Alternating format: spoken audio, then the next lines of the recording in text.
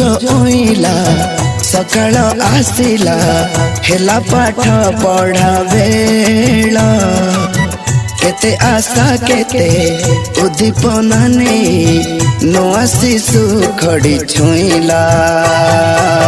प्रवेश उत्सव आसिला देख विद्यालय हसी उठिला प्रवेश उत्सव आसिला विद्यालय हसी उठिला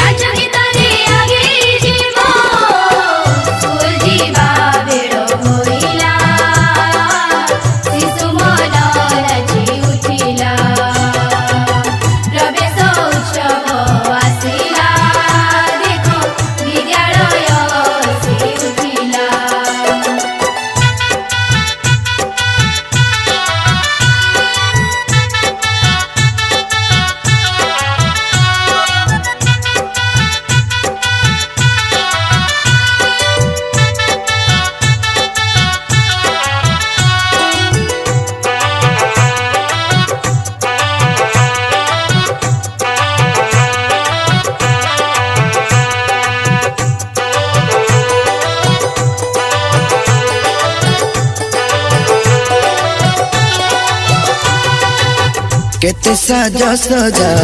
विद्यालय आजी कुनी कुनी पाद झुमी झुमी आज नाची उठुची फूल चंदन रे सजई है बसे मने मने तार केते हस खुशी फुटी उठुची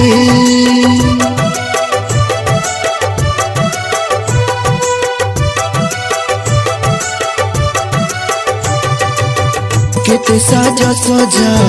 विद्यालय आजी कुनी कुनी पाद झुमी झुमी आज नाची उठुची फूल चंदन रे सजई है बसे मने मने तार केते हस खुशी फुटी उठुची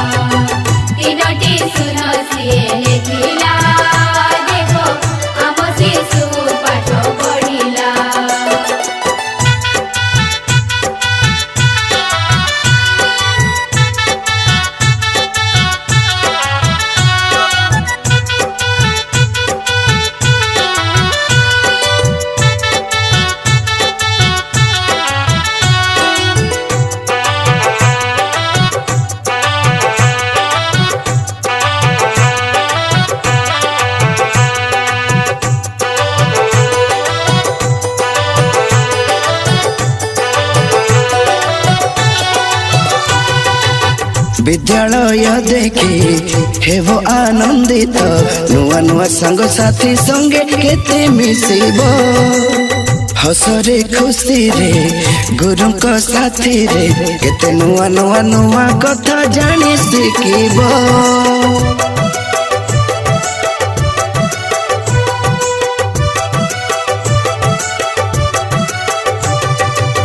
विद्यालय देखी हेबो आनंदित नुआ नुआ संग साथी संगे केते मिसिबो हसरे खुशी रे गुरु को साथी रे केते नुआ नुआ नुआ कथा जानी सिखिबो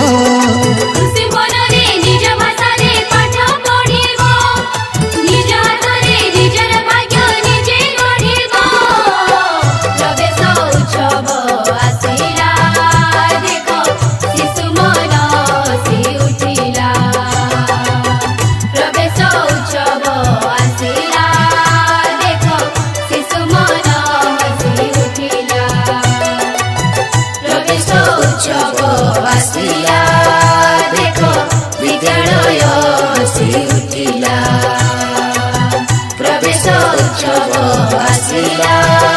देखो विद्यालय हसी उठिला।